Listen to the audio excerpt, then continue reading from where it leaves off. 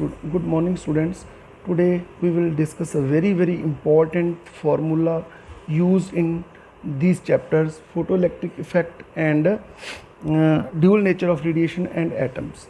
तो इसमें हमें जनरली एनर्जी लिखनी होती है इलेक्ट्रॉन वोल्ट में, और एनर्जी होती है हमारे पास मोस्टली जूल में। जैसे हमें फ्रीक्वेंसी दी गई है तो हमने एनर्जी निकाली और फोटोन निकाली, E is equal to h into nu. अब ई एच जो है वो प्लैंक्स कांस्टेंट है, एस आई में इसकी वैल्यू पता है, फ्रीक्वेंसी की एस आई वैल्यू ही हमें पता होती है, तो एनर्जी हमेशा जूल में ही आएगी। बट इसको कन्वर्ट करना पड़ता है इलेक्ट्रॉन वोल्ट में। हमें इलेक्ट्रॉन वोल्ट में एनर्जी कहाँ कहाँ चाहिए होती है?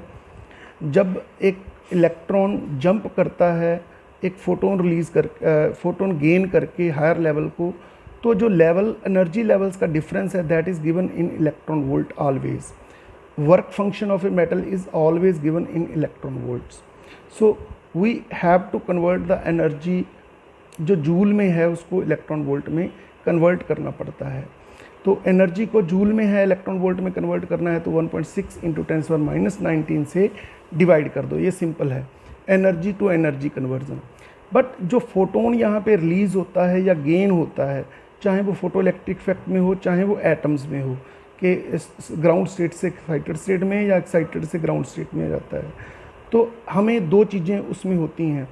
लेवल का डिफरेंस जो होता है वो इलेक्ट्रॉन वोल्ट में होता है। सेकंड, जो वो फोटोन रिलीज़ होता है वो उसकी वेवलेंथ हमने बतानी होती है। तो उसकी वेवलेंथ बतानी है तो ये बहुत आसान है। एनर्जी डिफरेंस जो है, एनर्जी लेवल्स का डिफरेंस है, वो इलेक्ट्रॉन वोल्ट में दिया होगा। पहले उसको जूल में कन्वर्ट करेंगे, फिर energy is equal to h nu formula लगा के हम फ्रीक्वेंसी निकाल देंगे, एच से डिवाइड कर देंगे। मतलब एनर्जी को एक तो हमें इलेक्ट्रॉन वोल्ट से जूल में लाना पड़ेगा, फिर उसको एच से डिवाइड कर सकते हैं क्योंकि एच की वैल्यू जो है वो एस आई में है। एक तो ये तरीका है। एक वेवलेंथ और फ्रीक्वेंसी डायरेक्ट फार्मूले से निकलती हैं। जब भी energy of in electron volt दी होती है, मतलब एक एनर्जी गैप दिया गया है दो लेवल्स का, या एक वर्क फंक्शन दिया गया है, तो हमने बताना है कि उस लेवल को पार करने के लिए या उस वर्क फंक्शन जितनी एनर्जी गेन करने के लिए उसको कितनी वेवलेंथ का फोटोन चाहिए। तो ये डायरेक्ट रिलेशन है, इसमें कोई कन्वर्जन नहीं करनी पड़ती हमें। एनर्जी इन इलेक्ट्रॉन वोल्ट, ये मैजिक नंबर याद रखना 12420। अगर वेवलेंथ आपको नैनोमीटर में दी गई है तो 12420 divided by wavelength in nanometre, ये याद रखना।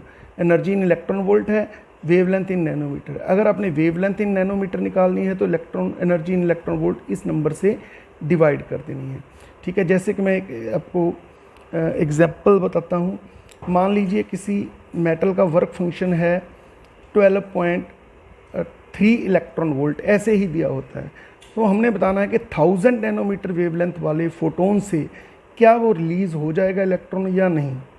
तो naturally energy associated with this wavelength should be greater than this work function. तो ध्यान दो, अगर हम इसको वैसे कैलकुलेट करें तो लैम्डा के साथ कितनी एनर्जी है, तो एनर्जी हमारे पास जूल में आएगी एच सी ओवर लैम्डा के साथ। लैम्डा पुट कर दे, velocity of light, Planck's constant, this energy will be in joule. फिर इसको इलेक्ट्रॉन वोल्ट में कन्वर्ट करना पड़ेगा 1.6 इंटू 10⁻⁻19 से डिवाइड करके इलेक्ट्रॉन वोल्ट में। फिर हम इसको इसके साथ कंपेयर करेंगे, क्या वो एनर्जी जो फोटोन की है वो इससे ज़्यादा है या कम है।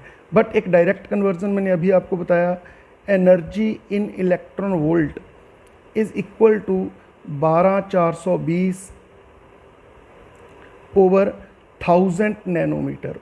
तो ये बनेगी सीधा 12.4 इलेक्ट्रॉन वोल्ट। ठीक है, तो this energy is greater than this energy, so hence the photoelectric emission is possible. ठीक है, तो ये था वीडियो। इसमें ये फार्मूला याद रखना।